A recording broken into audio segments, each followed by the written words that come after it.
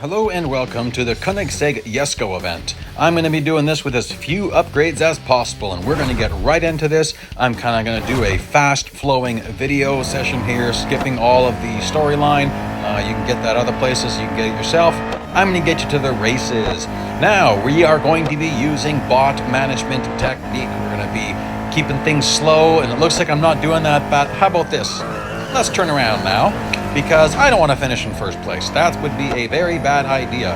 So bot management, why do we do this? Because if you've ever done these events in the past, you do the first two stages and it's super easy, and then next thing you know, things get incredibly hard. You have to spend tons of money, you fully upgrade a car, and it still is hard to earn it for a lot of people. So, by the way, I haven't really driven this thing yet, so this is going to be a little bit sloppy.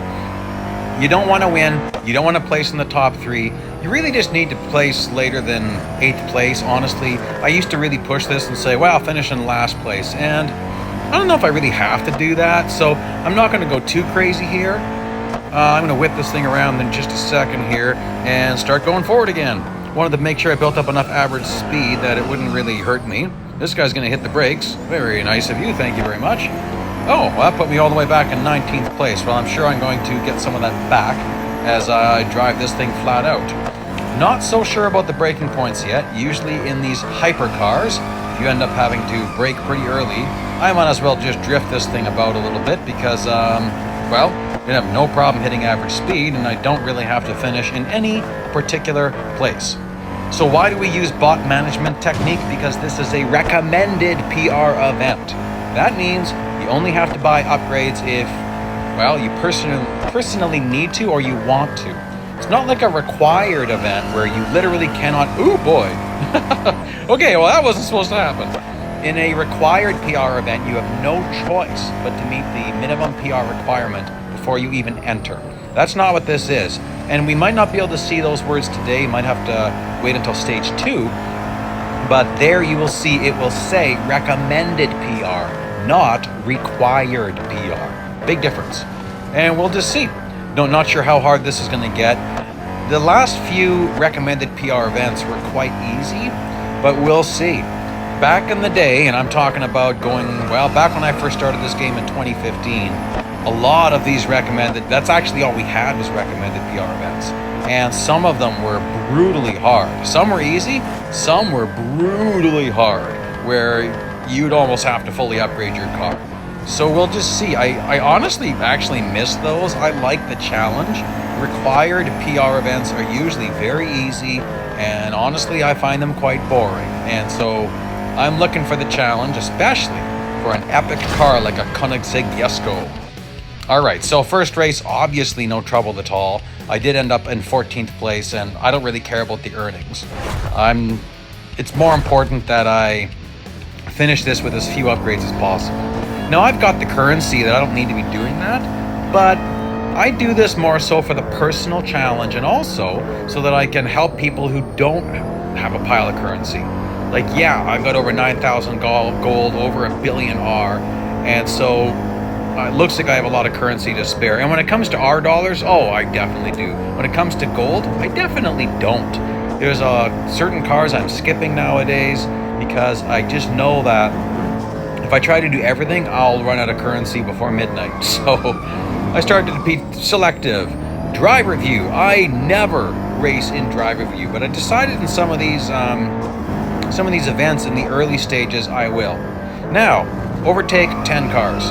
Now I tested this, I didn't show this, but I thought, what if I wait until someone laps me and then I pass them back? Doesn't count. So you definitely have to take out you have to overtake the last 10 cars, and then we'll see. The race might, ooh boy, that's sloppy. The race might end as soon as I overtake 10 cars, might not. Might actually have to finish the race. You don't always know until you just do it.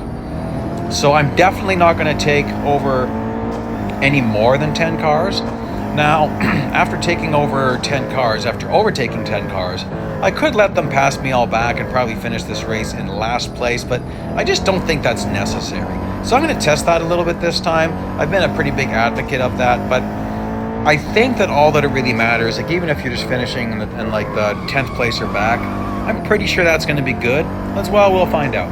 We'll see what happens to me. So there's it's the 9th car I have to overtake, a Bugatti Chiron, I believe. Not sure which one, but it was definitely a Chiron. Ooh, boy. Way off track. And that was a Koenigsegg up there. A Gera. Yes. Okay, I'm going to mess around here. Oh, see, there you go. He passed me back, and I didn't lose the overtake. Now, we've had events in the past where... Sorry, I got to stop doing this soon. Obviously, I can stay behind this guy, I guess. We've had events in the past where if the car passed you back, you lost the position. So obviously the race didn't end. So I'm just gonna rough up this Koenigsegg. A little bit of brotherly love, I guess. Try to push him along the way. It's funny, these cars, like, that actually should have some pretty good grip and really good brakes. Nah, I'm thinking the 1-to-1. Is that a 1-to-1? Huh. The one, bye-bye, whatever you are. Not sure if that was a 1-to-1 or an Agera, but the 1-to-1 has some pretty good brakes. That was a pretty balanced Koenigsegg.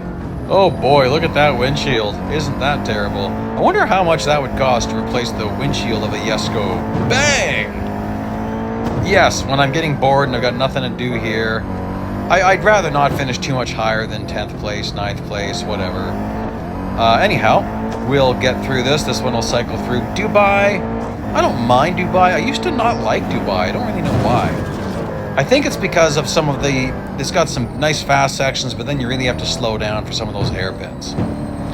But day one here, I don't think there's ever been a hard stage 1 in a recommended PR event.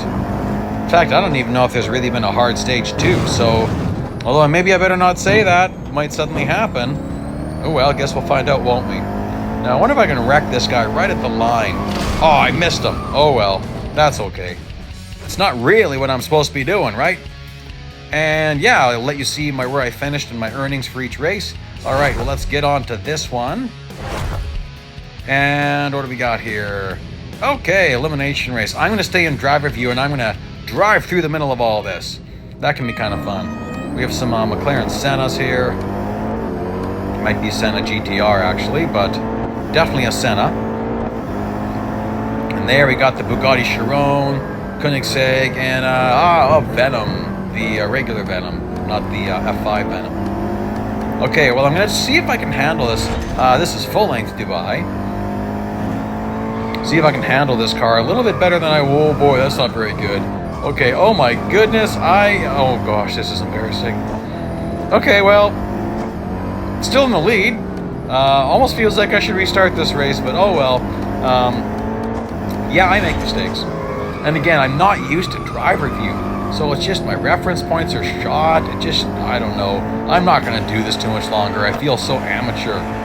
Okay, this is what I'm used to. And some people say you're not really racing unless you're using driver view, but it does not feel real to me.